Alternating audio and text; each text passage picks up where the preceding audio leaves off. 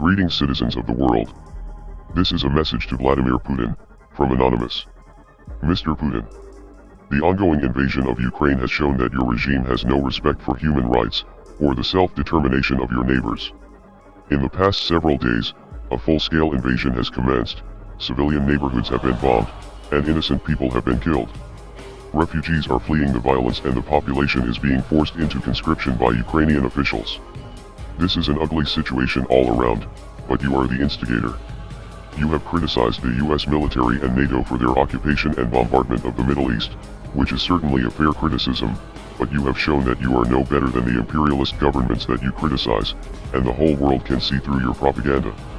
Even the citizens that you are claiming to protect are entirely against the war and protesting across dozens of major cities in Russia. Your tyrannical response to the Russian anti-war protesters will only spark further unrest among the Russian people, who are suffering the consequences of your foolish actions. The sanctions will hurt your citizens far more than they will hurt you, which is why the sanctions are not a proper deterrent. Now, the most popular resistance will come from within.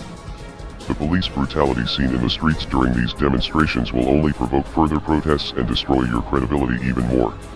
This invasion will also begin to create more problems for you on the geopolitical front, as more countries around the world begin to see you as a threat, and an enemy. This is especially true of your neighbors who have maintained a level of neutrality up until now. Finland and Sweden are now expected to join NATO, due to concerns that your ambitions for conquest are much greater than you are willing to admit. If you continue on this path, you will continue to lose support among Russian citizens, other countries around the world will refuse to cooperate with you, and you will face unprecedented cyber attacks from all corners of the world. Members of Anonymous have declared cyber war against your aggressive regime, with numerous government websites being taken offline in the past several days.